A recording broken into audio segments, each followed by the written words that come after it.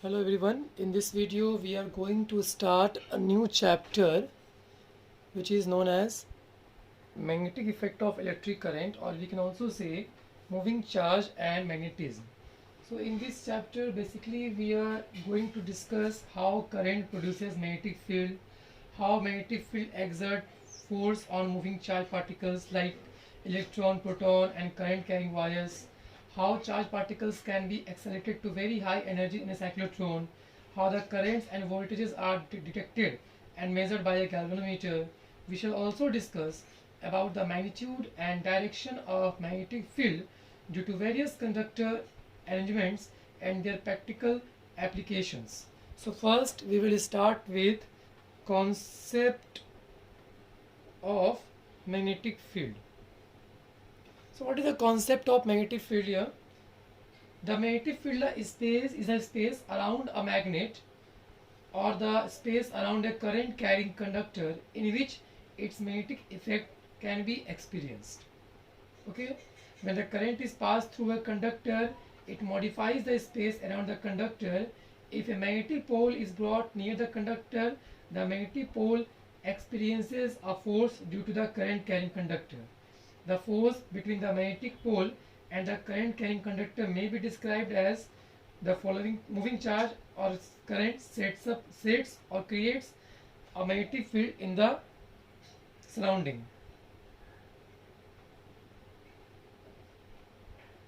Moving charge creates a magnetic field in the surrounding. Okay, the magnetic field exerts a force on a moving charge or a current in the field. This also we know. Now we know that the electric and magnetic field differ from each other. There are many differences. The first thing is the difference is that the source of electric field is electric charge, whereas the source of magnetic field is current element. So this is the first basic difference. Electric field, electric charge is being a scalar quantity, and the current element, which is the source of magnetic field, is being a vector quantity. It means the source of magnetic field is not magnetic charge. The source of magnetic field is the current element. Okay, so now we will study about some experiment. The first experiment that we are going to study is Oersted's experiment.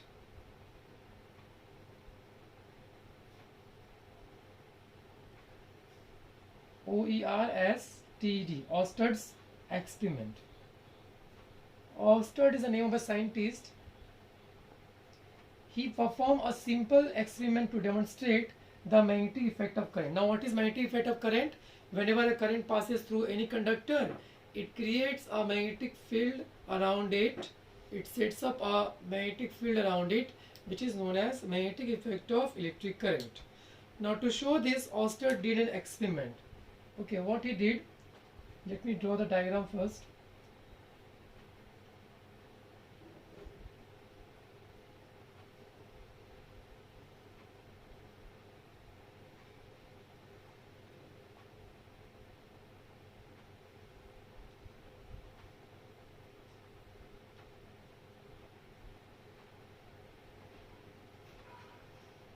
You can see battery, you can see resistance, and this is a magnetic needle. This is north pole and this is south pole. Okay, current is flowing in this direction because current always flows from positive to negative. Current is flowing from this direction. Okay, this is this is wire AB. When a wire AB carries a current was held parallel to the axis of a magnetic needle. You can see magnetic needle there, which is held parallel to the current wire. The needle found to be deflected. Now, why the needle will be deflected? We know that the needle is a magnetic substance. Needle is made up of a magnetic substance, because it is known as magnetic needle. And this is north pole. This is south pole. It must only be deflected by the magnetic force. But when, according to experiment, what he wants to show us, that when a current is passing through the needle, through the wire, the needle, which is kept very nearby and parallel to the wire, is getting deflected. Now if the needle is getting deflected, we can say that the there is a one magnetic field, and the magnetic field is coming because of the current passing through the wire. As soon as we will stop the flow of current, the deflection will also stop. And if you reverse the direction of current, suppose it becomes positive and becomes negative, if current is going from this direction now, and then the direction of deflection will also become opposite. So what are the basic conclusion we are getting from here? When a wire AB carrying current was held parallel to the axis of the needle found to be deflected because of the current in the conductor. The deflection of the needle was in opposite direction if the direction of the current is being reversed. Okay. And if we are increasing the current, the deflection is increasing. If we are decreasing the current, the deflection is decreasing.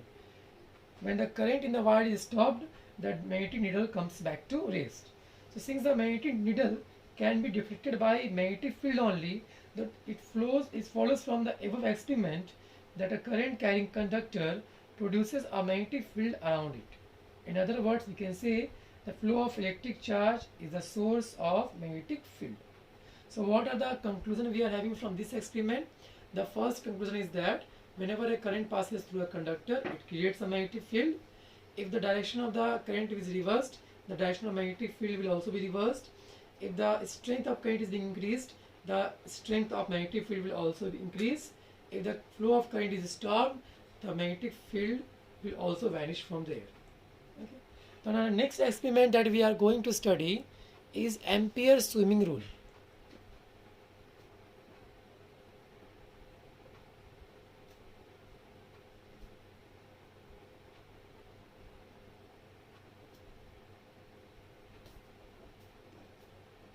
Now we are going to study about Ampere's swimming rule. The direction of the deflection of the magnetic needle due to electric current. We know that Oersted in his experiment shows that whenever a current passes through a conductor, the magnetic needle was getting deflected because of the magnetic field which was being created by the current flowing through the conductor. But he didn't say anything about the direction specifically, that in which direction the deflection of a needle will be there. So to show that, one experiment was done by Ampere, which is also known as Ampere's swimming rule. Now why it is known as swimming rule, that we will come to know. Let me first draw the diagram.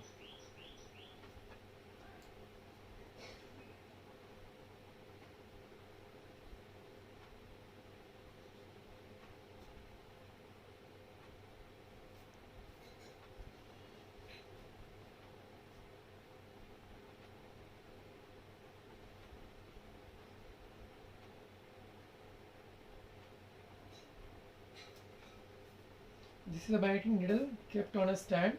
This is North Pole, this is South Pole. Now one wire is there in which current is flowing from this direction to this direction. This is a conductor also, we can say. So imagine a man who is swimming along the wire in the direction of the current, in the direction of the flow of current, with his face always towards the magnetic needle.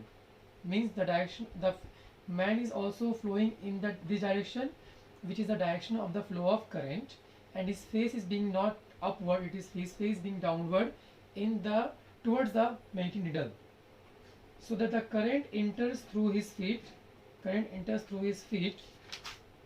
and leaves on his head.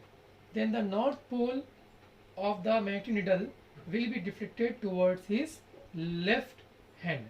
So his left hand will be here only. The north pole will be deflected towards his left hand, and the south pole will be deflected towards his right hand. This is the Ampere's swimming rule, from which we can find the direction of the deflection of magnetic needle. I repeat myself, if you imagine a man swimming in the direction of the flow of current in the conductor which is overhead a magnetic needle, then the deflection of the magnetic needle will be towards his left hand. This rule can also be remembered with the help of the word snow. Why it is snow?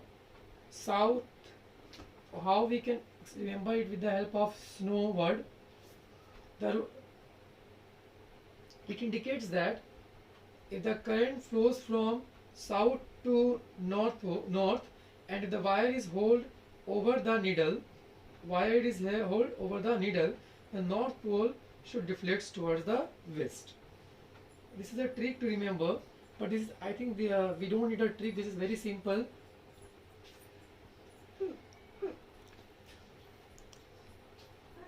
So the basic thing is that if you imagine a man who is swimming in the direction of the flow of the current, and if his face is facing the needle, that is toward the needle, then his left hand will deflect towards the north pole, will deflect towards its left hand.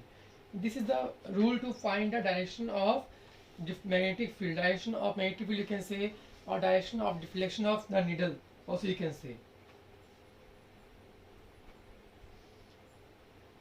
Okay, and there are many other rules with the help of which we can find the direction of the magnetic field which is being created because of the current flowing in the conductor. So we have at least two more rules to find the direction of the magnetic field which is being created because of the current flowing through a conductor. In which the first of them is right hand thumb rule.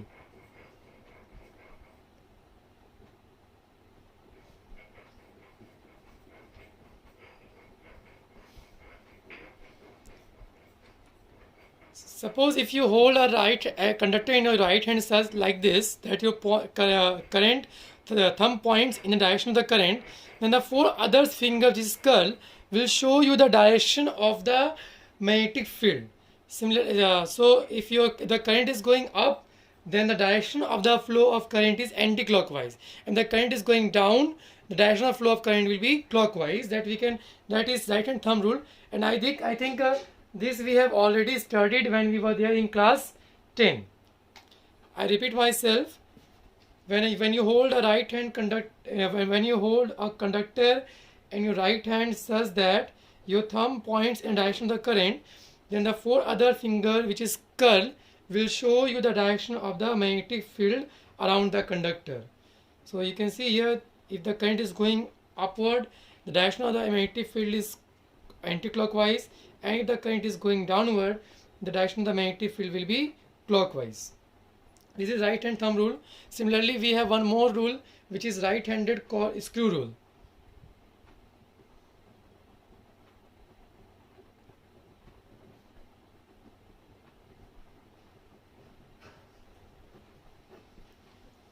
According to the rule, if we imagine a right-handed screw, I think all of you know,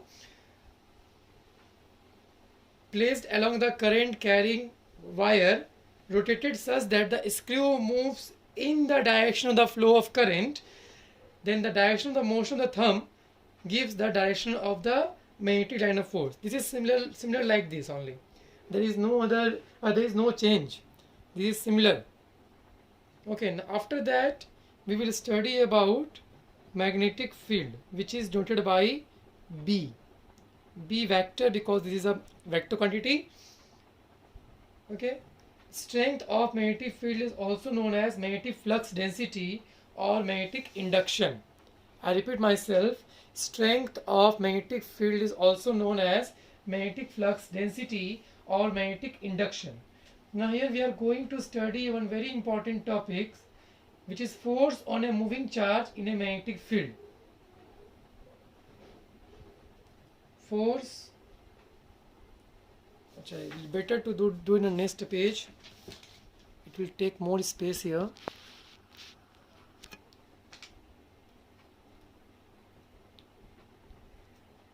Force on a moving charge in a magnetic field. When a charge is moving in a magnetic field, then it will experience a force. The first question is that's why it will experience a force. It will experience a force because we know that when a charge is moving, then it is a current, and whenever current is there, it produces a magnetic field around it. Then the moving charge is having its own magnetic field, and it is placed in a external magnetic field. Then if two magnetic field will be there, then either there will be a force of attraction or repulsion, then there will be a force. This is what we need to find. What will the amount of force, what will the formula for the force on a moving charge in a magnetic field.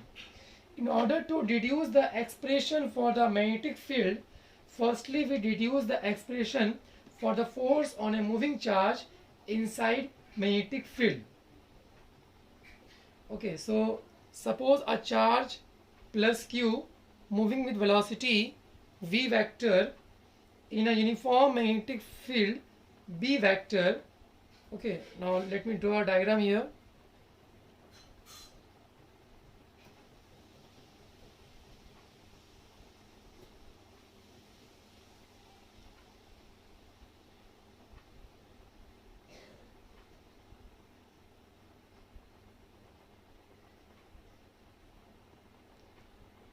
This is x-axis, this is y-axis, this is z-axis.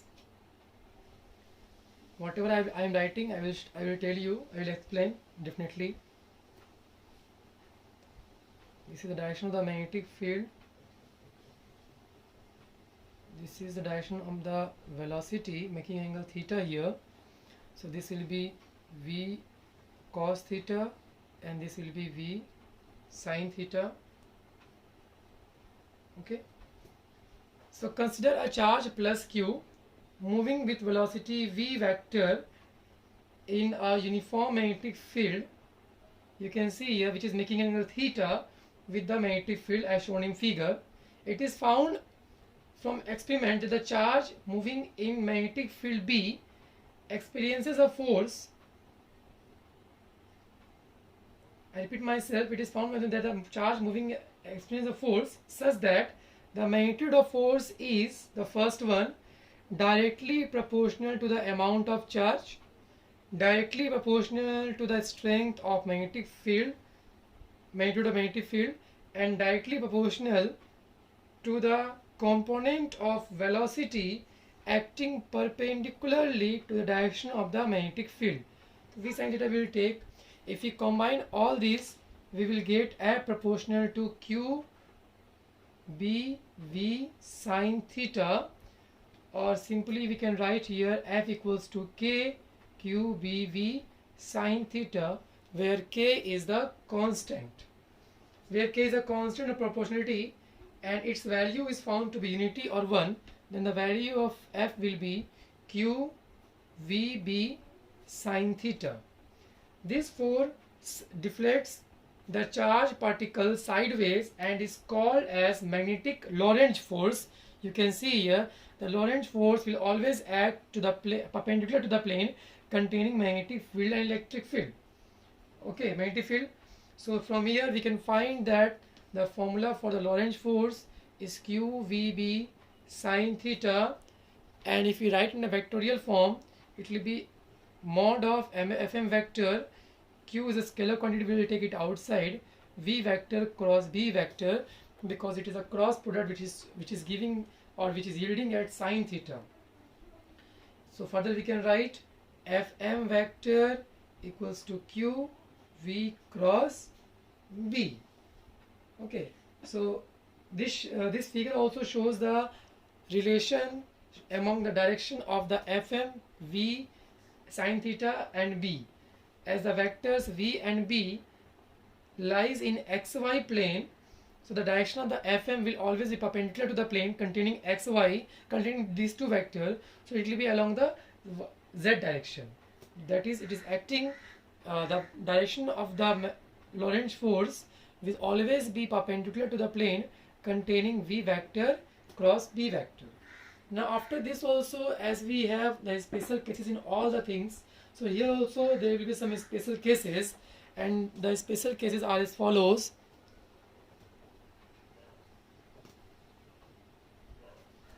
Number one, when the particle is at rest. If the particle is at rest, then V will be 0. Okay, and if the V is 0, then the charge is not having, that is, the charge is not moving, and if the charge is not moving, then it will not contain, it will not have any magnetic field associated with it. Thus a stationary charge particle does not experience any force in a magnetic field. Okay, because if the charge is not moving, then there will be no magnetic field with it, associated with it. then if it is placed in a magnetic field, an external magnetic field, then it will not experience any force. Okay. Number 2,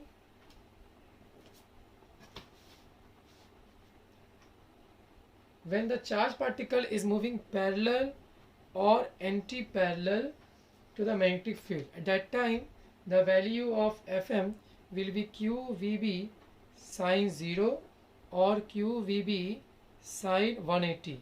The value of both sine 0 and sine 180 is 0, we know, so the force will be 0 at that time also. Thus, when a charged particle moves parallel or anti-parallel to the magnetic field, it does not experience any force in the magnetic field. Case number 3 is that when a charged particle moves perpendicular to the magnetic field, at that time we know that the value of sine 90 is 1 and the force is being equals to QVB, which is the maximum force.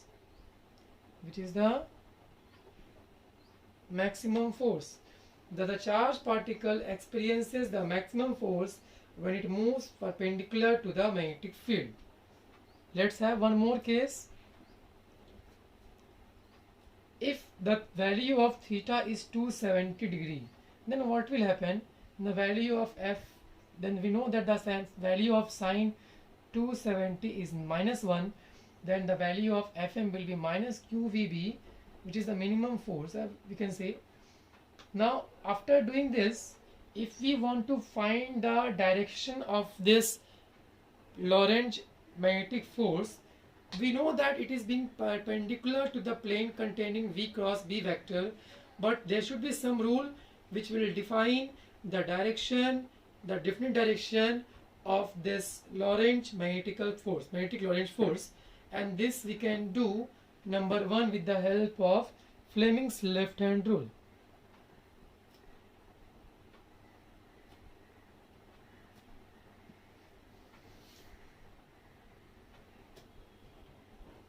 Now what is Fleming's left hand rule? If we stretch the first finger, middle finger and the thumb of our left hand in such a way that they are mutually perpendicular to each other, such that the first finger points in the direction of the magnetic field, we can also say forefinger, the middle finger shows the direction of the current, then this thumb, which is perpendicular to both of these, will experience the direction of the force experienced by the charged particle. Okay, so this is the Fleming's left hand rule. And this is thumb, this is forefinger, and this is middle finger, or we can say center finger. Thumb will show the direction of the force when the forefinger will show the direction of the magnetic field, and the middle finger will show the direction of the current. So with the help of Fleming's left hand rule, we can find the direction of the magnetic Lorentz force. Okay, and we have one more rule which is known as right hand palm rule. This is also like that.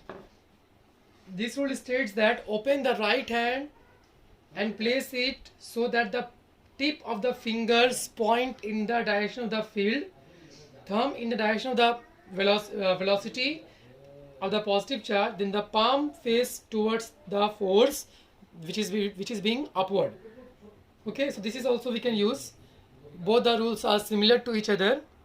Now we will define magnetic field with the help of this force. Now we will try to define magnetic field with the help of magnetic Lorentz force. Definition of magnetic field we will do with the help of magnetic Lorentz force. We know that Fm, which is magnetic Lorentz force, is equals to QVB sine theta, and from here we can see that B is equals to Fm by QV sine theta. Suppose you have a unit charge with you which is moving with unit velocity, and the direction is being of the velocity is being perpendicular to the magnetic field, then the value of sine 90 will be 1, and we can say here that B is becoming equals to Fm.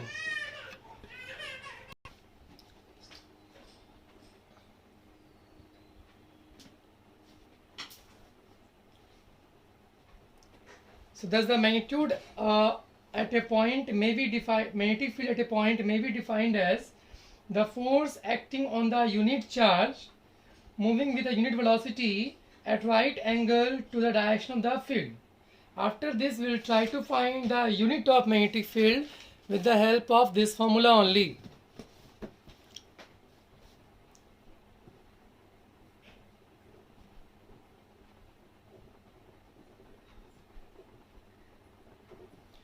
Unit of magnetic field. SI unit of magnetic field is Tesla, or we can say Weber per meter square, or we can say Newton second per coulomb per meter, or Newton per ampere per meter. These are the units of magnetic field.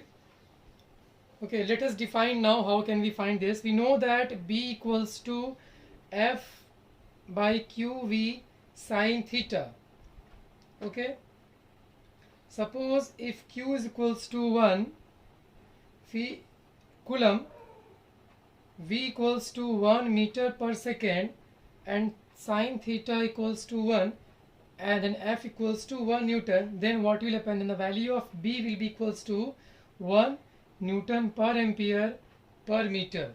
Thus the magnetic field induction or magnetic flux density at a point is said to be 1 Tesla if a charge of 1 coulomb moving with a velocity of 1 meter per second at right angle to the direction of the magnetic field experiences a force of 1 Newton. This is also known as 1 Tesla.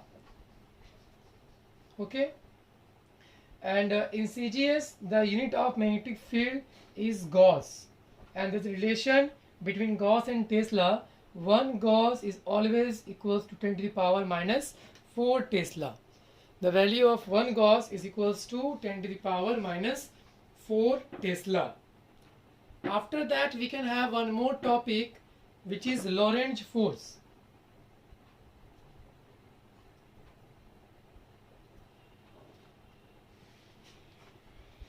The total force experienced by a charged particle moving in a region where both electric and magnetic fields are present. We saw this force, and this was the force experienced by a charged particle when placed in a magnetic field. Now suppose a charged particle is moving in a region where both the fields are present, electric field and magnetic field.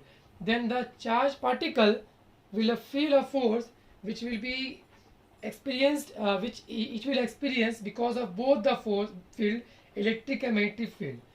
Electric force because of electric field, and magnetic force because of magnetic field.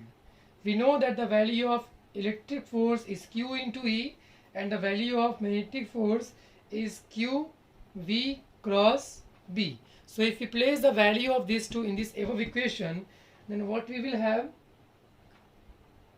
that F is becoming equals to Q E vector plus Q V cross B vector. Okay, and we can take Q common, it will be E vector plus V vector cross B vector. Okay, so this we have already done. I just put the value here. This is also known as Lorentz force. I repeat myself, what is Lorentz force? Lorentz force is the force experienced by a charged particle when it is moving in a region where both electric and magnetic field are present. If both electric and magnetic field will be present, then it will experience the force because of both electric and magnetic field. So we need to, in order to find the total force, we need to add the force experienced by the electric field, that is electric force, and force experienced by the magnetic field, that is magnetic force. We will put the values. We know that the electric field force is equals to Q into E, magnetic force equals to Q into V cross B. We will put the value, and this is the final result of the Lorentz force. So this is up for today. In the next video we will study about the further topics. In the next topic video, we will surely we are going to study about Biot-Savart law and its application, and we will do some numericals. Then after that we will do Ampere-Circuital law and its application, then followed by some kind of numericals. Okay.